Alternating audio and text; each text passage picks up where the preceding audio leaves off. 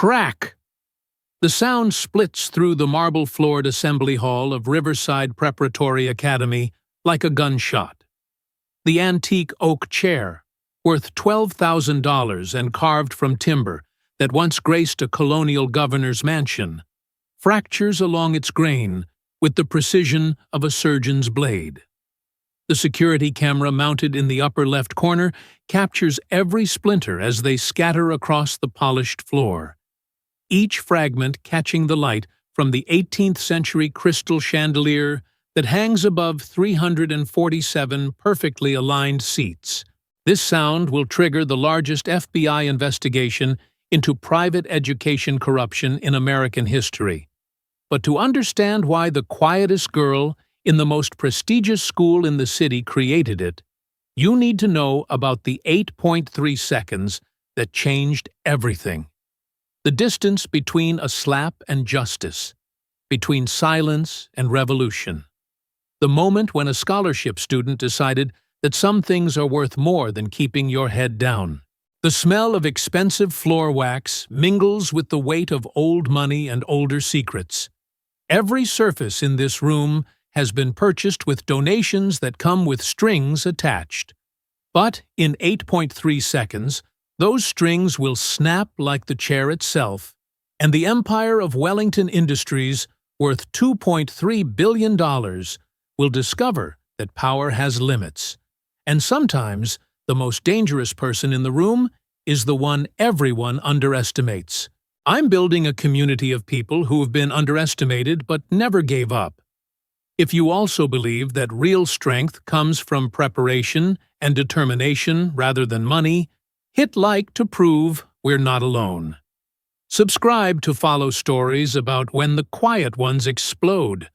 And I truly appreciate those who understand the value of perseverance. If you've ever had to prove yourself in silence, the thanks button will help me bring more inspiring stories to our community. Because what Emma does next will prove that sometimes the quietest person is the most dangerous. Emma Stone checks her locker combination 3 times every morning. Not from obsession, but from training. Her father taught her that attention to detail keeps you alive. She chooses seats at the end of hallways with clear sight lines to all exits, counts the number of people in the cafeteria before purchasing food. To her classmates at Riverside Prep, she's the scholarship girl who speaks only when spoken to, keeps her eyes downcast, carries herself like someone apologizing for taking up space. The truth lives in her garage at 5 a.m. every morning. 23 different ways to neutralize an opponent in under 5 seconds. Muscle memory carved into her nervous system by a retired Marine who understands that the world is not kind to people without protection. The cover story, shy girl from a middle-class family, grateful for the opportunity to attend a school that costs $45,000 per year, serves its purpose perfectly. Invisible is survivable. In a world built on privilege, she'll never inherit. Her father, Staff Sergeant Thomas Stone, earned 3 Purple Hearts in Afghanistan before an IED sent him home with a limp and nightmares. He spent Emma's childhood teaching her that strength isn't about size or loudness. It's about knowing when to be invisible and when to strike, about understanding that the most effective weapon is the one nobody sees coming. Every morning, she practices forms that would impress mixed martial arts professionals while her neighbors assume she's doing yoga. The contradiction defines her existence at Riverside Prep. Surrounded by students whose parents buy buildings, while her tuition comes from academic excellence and her father's disability pension. She's learned to navigate the social hierarchies with the same tactical awareness her father used in combat zones. Identify the power structures. Avoid unnecessary engagement. Always know your exit strategy. But today feels different. There's electricity in the autumn air that makes her hypervigilant senses tingle with anticipation. The Wellington Circle controls Riverside Prep the way a shadow government controls a nation, through fear, money, and the unspoken understanding that crossing them has consequences that extend far beyond high school. They've perfected the art of institutional bullying, using privilege as both sword and shield, protected by a system that values donations over justice. Bryce Wellington stands 6 feet 2 inches tall with the kind of genetically blessed features that belong on magazine covers. Quarterback of the varsity team, he wears $300 sneakers with the casual arrogance of someone who's never questioned whether money can solve any problem. His intimidation style relies on social status and family wealth. The threat isn't physical violence, it's social annihilation and economic warfare. Marcus Rothschild serves as the enforcement arm. 240 pounds of muscle earned through wrestling championships and a sociopathic understanding of how to hurt people without leaving marks that lawyers can photograph. He specializes in accidents, lockers that slam shut on fingers, hallway collisions that send books flying, shoulder checks that look coincidental to security cameras but leave bruises hidden under clothing. Victoria Sterling operates as the psychological warfare specialist, student council president with a perfect smile and the kind of social intelligence that turns manipulation into an art form. She controls information flow through social media, knows which rumors will destroy reputations, and which lies sound plausible enough to spread like wildfire through the student body.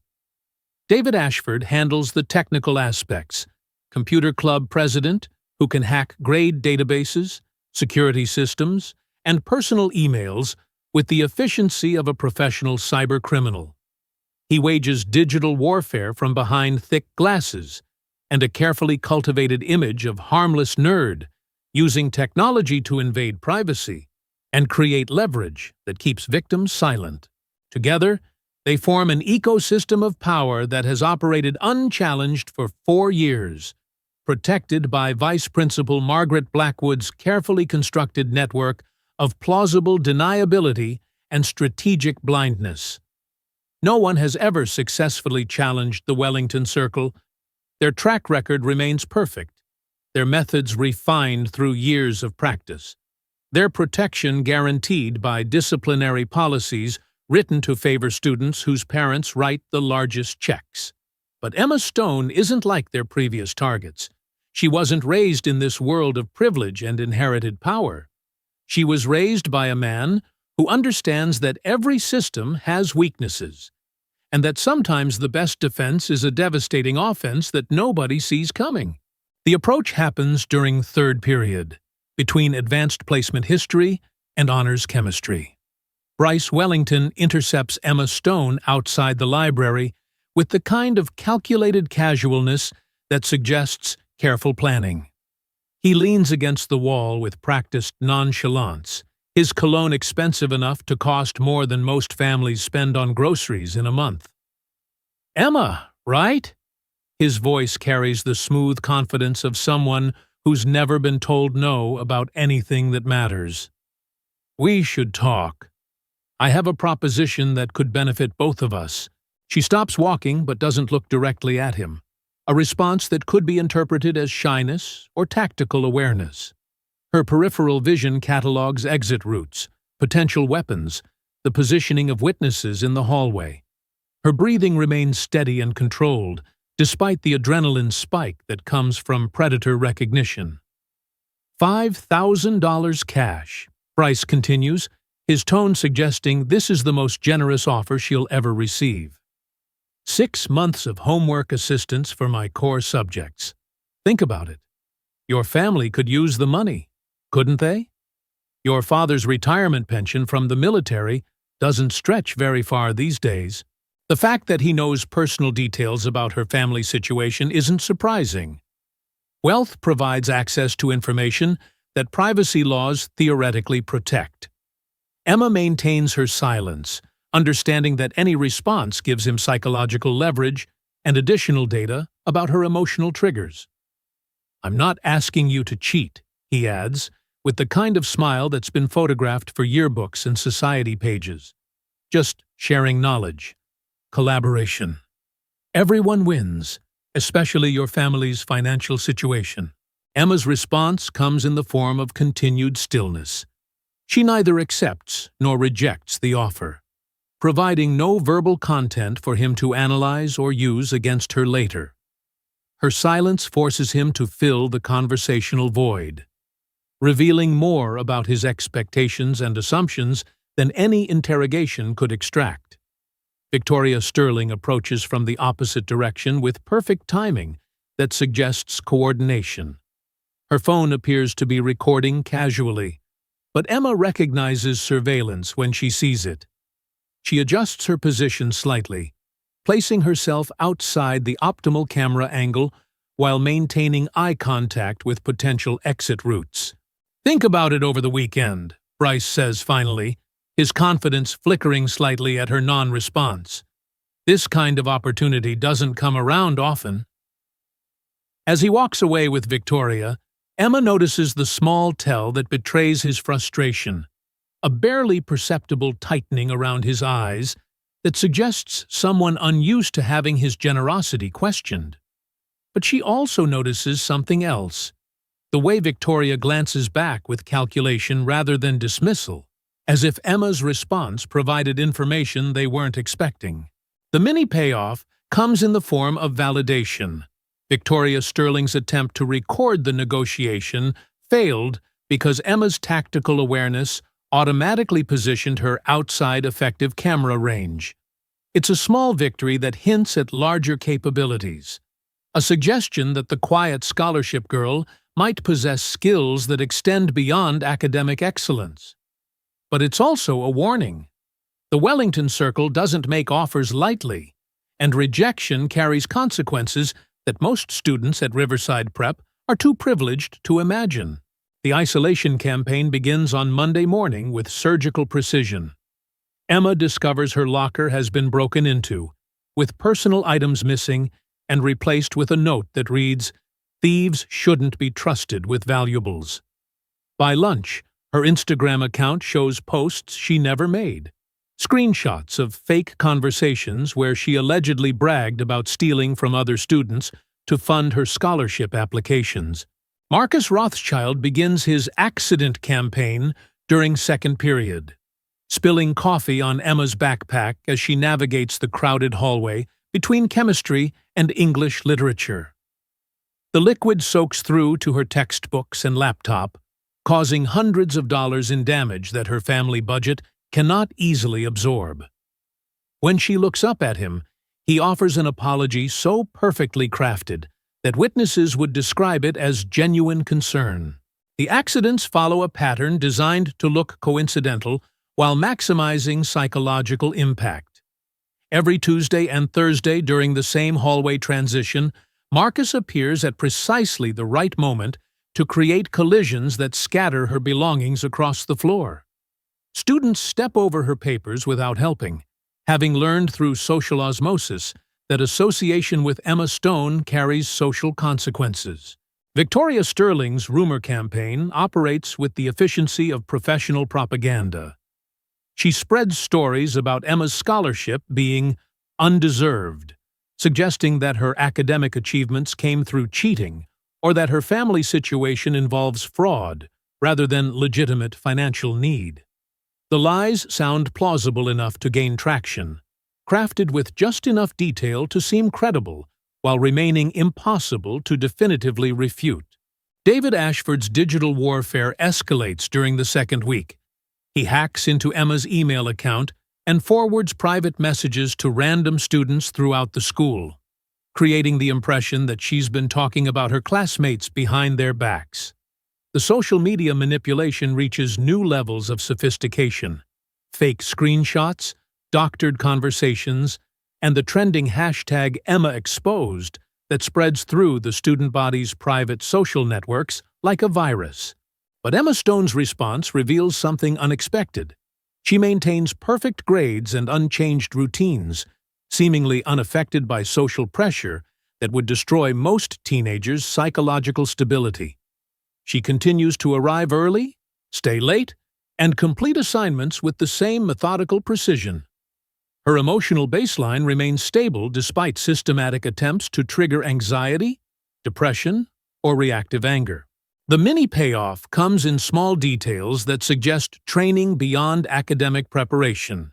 She anticipates Marcus's accidental collisions and adjusts her route timing to minimize impact. When David's hacking attempts require her to change passwords, she selects combinations that follow military-grade security protocols rather than typical teenage patterns. Her resistance to Victoria's psychological manipulation indicates mental conditioning that extends beyond natural resilience. To observers, Emma Stone appears to be enduring systematic harassment with unusual composure. But to anyone trained in recognizing tactical behavior, her responses suggest someone who understands that every attack provides intelligence about her opponent's capabilities, limitations, and psychological profiles. The Wellington Circle's perfect track record has never encountered resistance like this. Previous targets crumbled under less pressure, transferring schools or accepting their assigned place in the social hierarchy. Emma Stone's immunity to standard intimidation tactics forces them to escalate toward methods they've never needed to employ. The direct threats begin during the third week, delivered in specific locations chosen for their psychological impact and tactical disadvantage. Library Study Room B7 at exactly 2:47 p.m. every Wednesday becomes the venue for Marcus Rothschild's most explicit intimidation attempts. The soundproofed room ensures privacy, while security cameras provide plausible deniability about what conversations actually occurred. "Nobody fights back here," Marcus says with the casual confidence of someone who's never encountered meaningful resistance. Parents donate too much money for the administration to care about individual student complaints. The system protects people like us, not people like you. Emma sits in the chair closest to the door, maintaining clear sight lines to exits while keeping her hands relaxed and visible. Her breathing remains controlled, despite the proximity of someone who could physically overpower her through size and strength alone. But she's also cataloging details that most victims would miss. His stance suggests limited formal training, his positioning blocks his own escape routes, and his confidence depends entirely on environmental advantages. Victoria Sterling records these encounters with professional quality equipment, building what she describes as insurance against future problems. The footage shows Marcus delivering what sound like reasonable requests for Emma to reconsider her attitude and think about her family's situation. To anyone reviewing the recordings later, the conversations appear to be guidance counseling rather than systematic intimidation. David Ashford provides the technological component of the escalation, showing Emma hacked academic records on his laptop screen, demonstrating how easily her scholarship could disappear with a few keystrokes. "One click and you're back to public school," he explains, with the detached professionalism of someone who understands that information warfare can be more devastating than physical violence. "Your father's disability pension won't cover college applications," Victoria adds with surgical precision, having researched exactly which financial pressures would create maximum psychological leverage. Ivy League schools don't give full rides to students with criminal records for theft. The specific locations rotate to maintain unpredictability while ensuring minimal witness presence. Cafeteria table 12 during lunch periods when most students avoid the area. Parking space 23A after school hours when security attention focuses elsewhere, and the second-floor bathroom during chemistry lab periods when hallway traffic reaches minimum levels.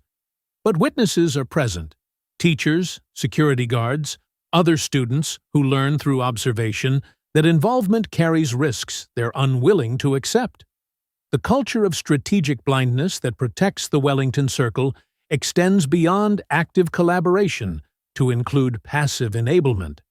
Everyone knows what's happening, but institutional incentives favor ignorance over intervention.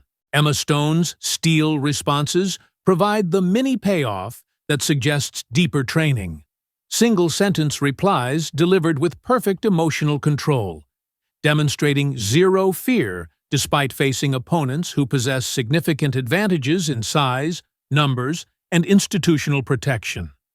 Her controlled breathing technique during high-stress confrontations indicates preparation that extends beyond academic study habits. "Are you threatening me?" she asks during one encounter, her voice carrying professional-level clarity that forces Marcus to either escalate to explicit threats or retreat to plausible deniability. When he chooses retreat, she's gathered intelligence about his psychological limitations while maintaining legal protection through strategic documentation of his responses. The customized call-to-action moment arrives naturally. I'm genuinely curious about the moment when Emma realized her true strength. Have you ever had to stand up against someone with more power, knowing the consequences could be severe? What would you choose in this situation? With your family depending on a scholarship? Would you run, endure, or stand and fight? The Friday afternoon meeting in Vice Principal Blackwood's office reveals the true power structure behind Riverside Preparatory Academy. Margaret Blackwood sits behind her mahogany desk like a judge delivering sentence, while Bryce Wellington stands beside her with the posture of someone who's been summoned rather than invited. The dynamic suggests that despite his family's wealth and social status, he's not the one making decisions about Emma Stone's future at the school.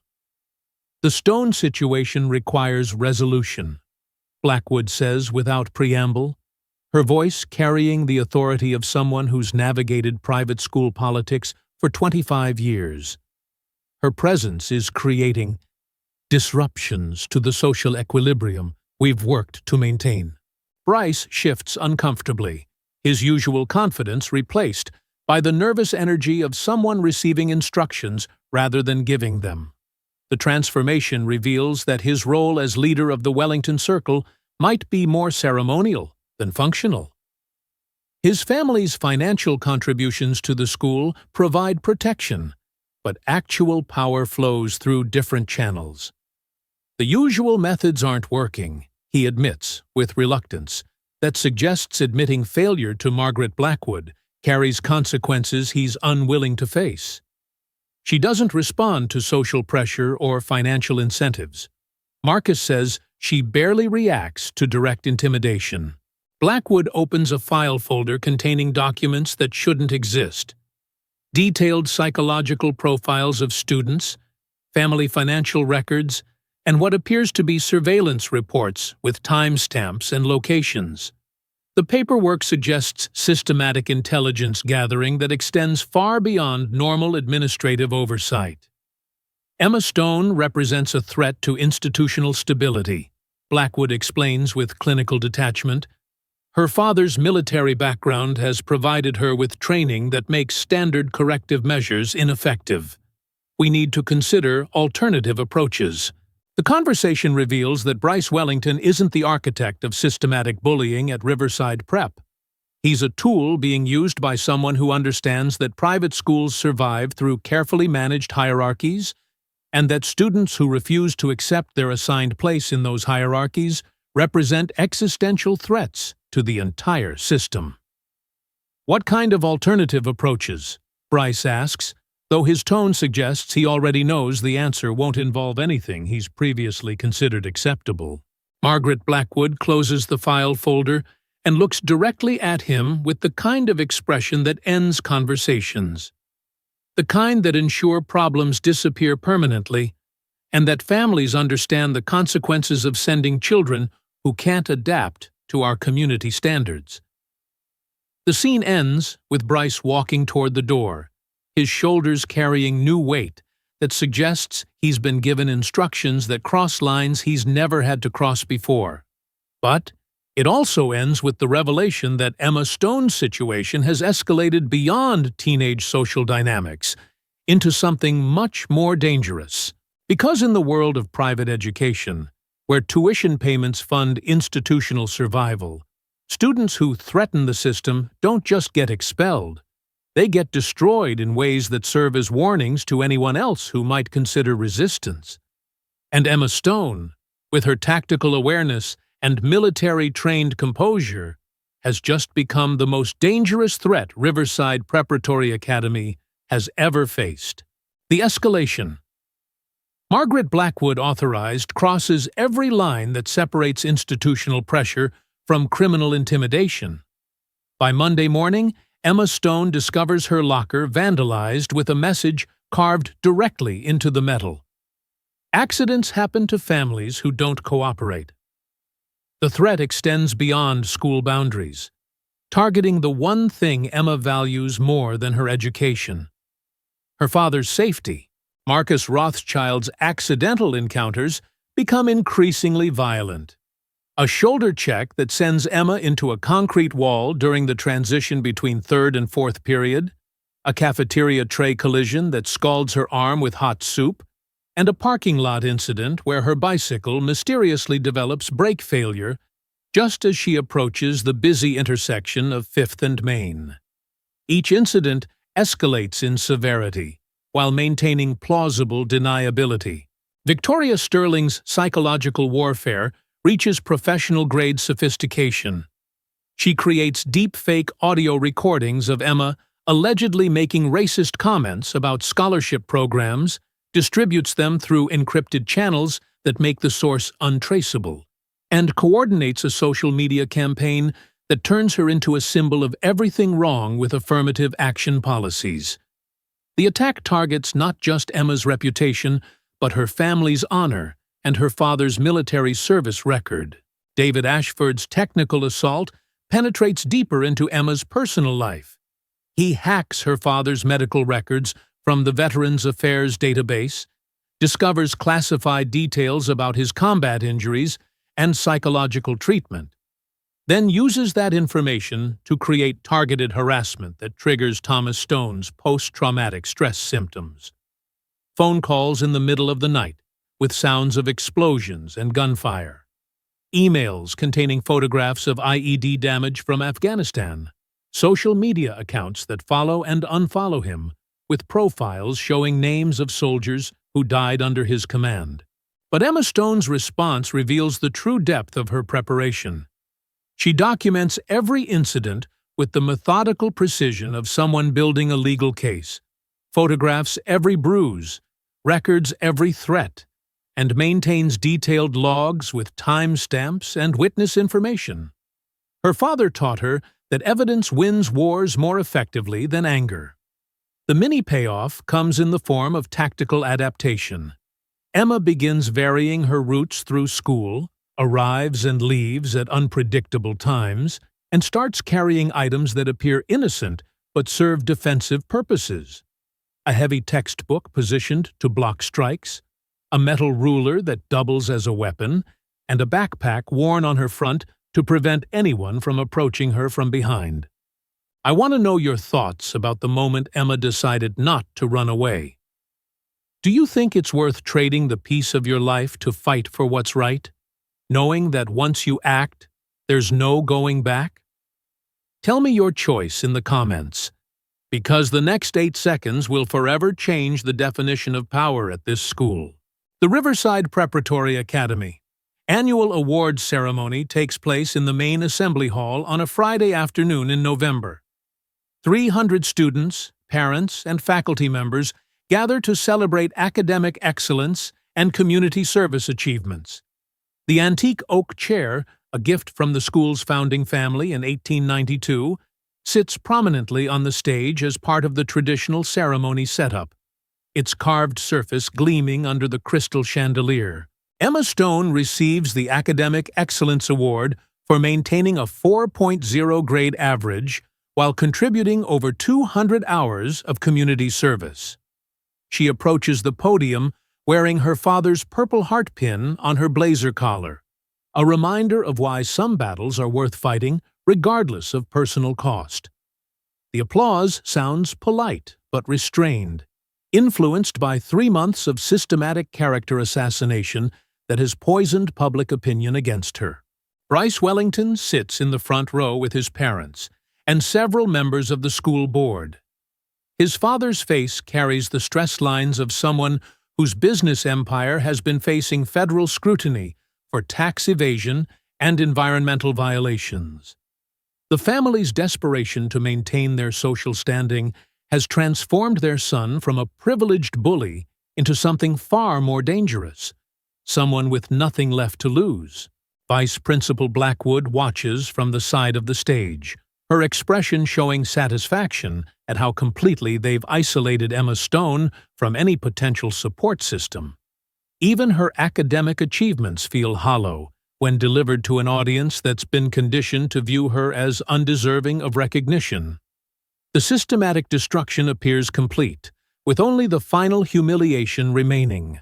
As Emma accepts her award and approaches the microphone to deliver the traditional speech, Bryce Wellington rises from his seat with the kind of determination that comes from receiving ultimatums from people who control his family's future. Margaret Blackwood gave him instructions that left no room for interpretation. End this problem permanently, or face consequences that extend beyond school politics.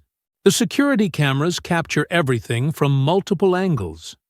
The way Bryce walks toward the stage with theatrical confidence designed to impress his parents and the board members who determine his family's social standing.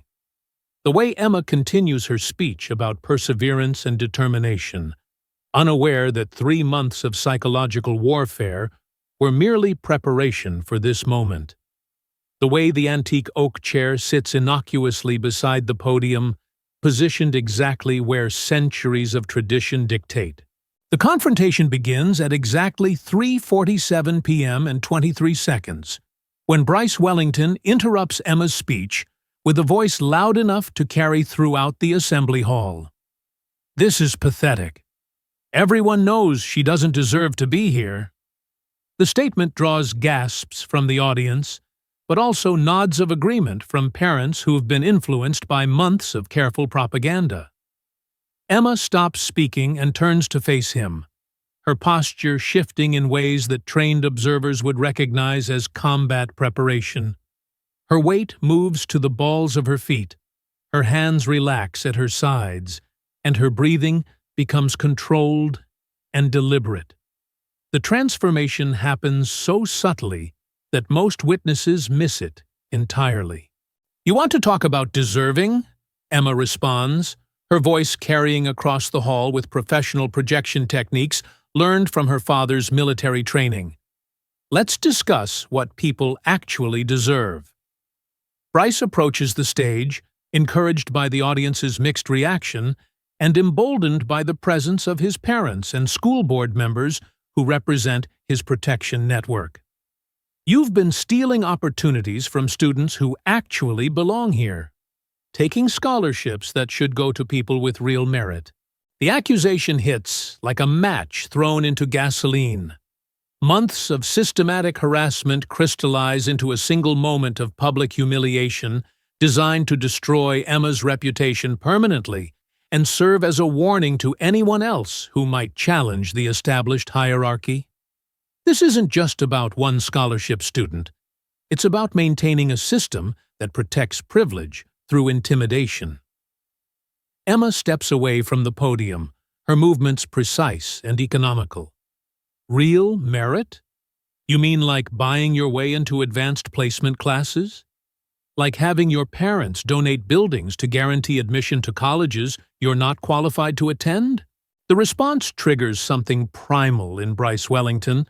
3 months of failing to break her spirit, combined with pressure from authority figures who control his family's future, transforms him from systematic bully into something desperate and unpredictable. His face flushes with rage that goes beyond teenage emotion into adult-level fury. At 3:47 p.m. and 29 seconds, Bryce Wellington climbs onto the stage and slaps Emma Stone across the face with enough force to stagger someone unprepared for violence. The sound echoes through the assembly hall like a gunshot, followed by 3 seconds of absolute silence as 300 witnesses process what they've just observed. But Emma Stone was prepared. The 8.3 seconds that follow redefine everyone's understanding of power, training, and the consequences of underestimating quiet people who've been pushed beyond their limits. 3:47 p.m. and 31 seconds. Emma's head snaps back from the slap, but her feet remain perfectly positioned. Instead of stumbling or falling, she absorbs the impact and uses Bryce's forward momentum as tactical information about his balance, positioning, and commitment to violence. 3:47 p.m. and 32 seconds.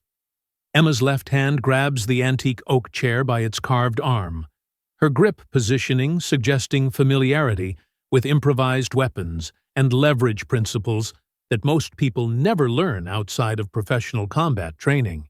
3:47 p.m. and 34 seconds. She pivots on her right foot, using the chair not as a weapon to strike Bryce, but as a fulcrum point to redirect his forward momentum. The physics are elegant. His own aggressive advance becomes the energy source for what happens next. 3:47 p.m. and 36 seconds. Emma applies precise leverage to Bryce's center of gravity, using the chair arm as a pivot point to launch him in a perfect arc across the 12-foot distance between the podium and the soft landing area where the theater department has stacked graduation gowns for the upcoming ceremony. 3:47 p.m. and 38 seconds. Bryce Wellington, son of a billionaire, quarterback of the varsity football team, becomes airborne in a trajectory that demonstrates Emma Stone's understanding of physics, timing, and controlled violence. He's not being beaten, he's being educated. 3:47 p.m. and 39 seconds. The antique oak chair, stressed beyond its 18th century construction limits, emits the sharp crack that will echo in FBI interviews for months to come. The sound represents not just breaking wood, but the shattering of every assumption about power, privilege, and who really controls what at Riverside Preparatory Academy. Bryce lands safely in the pile of graduation gowns, physically unharmed but psychologically destroyed. His invincibility shattered in front of parents, teachers, and board members who witness his complete humiliation at the hands of someone he'd systematically underestimated for 3 months. The audience reaction progresses through shock, disbelief, and then chaos as parents scream, students pull out phones to record, and security guards converge on the stage. But Emma Stone calmly returns to the podium, adjusts the microphone, and continues her speech about perseverance and determination as if nothing happened. The consequences cascade through Riverside Preparatory Academy's power structure like controlled demolitions, bringing down institutional corruption that had operated unchallenged for decades. Within hours, parents demand investigations, donations are threatened, and the school board calls emergency meetings to discuss damage control that extends far beyond teenage disciplinary issues. Emma Stone's calm return to her speech, delivered while splinters of the antique oak chair scattered around her feet, transforms her from victim into symbol. Videos of the incident go viral within minutes, turning her into a folk hero for everyone who's ever been underestimated or systematically oppressed by institutional power structures. Marcus Rothschild, Victoria Sterling, and David Ashford abandon Bryce Wellington the moment they realize their protection network has collapsed. Without institutional backing, their systematic bullying operation becomes criminal conspiracy, and their previous victims suddenly feel safe enough to report incidents that were previously ignored. The investigation that follows reveals the scope of corruption that Emma Stone's resistance exposed. FBI agents arrive at Riverside Preparatory Academy on Monday morning with warrants for Margaret Blackwood's financial records, discovering $400,000 in consulting fees paid to shell companies she controls. 23 documented incidents of systematic harassment, covered up through administrative manipulation, and evidence of grade changes for 47 students whose parents made substantial donations. Vice Principal Blackwood's carefully constructed network of plausible deniability crumbles under federal scrutiny. Her surveillance files on students and families violate multiple privacy laws. Her coordination with the Wellington Circle constitutes conspiracy to commit harassment and intimidation. And her financial arrangements with wealthy parents represent systematic corruption that triggers racketeering investigations. The Wellington Industries connection draws FBI attention to corporate tax evasion, environmental violations, and campaign finance irregularities that threaten to destroy the business empire that Bryce Wellington was supposedly protecting. His father's attempts to buy his way out of social problems become evidence in federal criminal cases that could result in decades of prison sentences. Media coverage explodes beyond local news into national attention.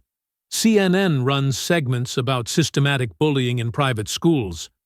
The Washington Post investigates corruption in elite educational institutions, and social media campaigns spring up around Emma Stone's story as an example of how individual resistance can expose institutional rot. The settlement fund established to compensate previous victims totals $2.3 million, funded through asset seizures from the shell companies used to launder corruption payments. 15 policy changes mandate oversight and transparency in private school disciplinary procedures, and 8 staff members lose their jobs when their participation in the systematic harassment network becomes publicly documented.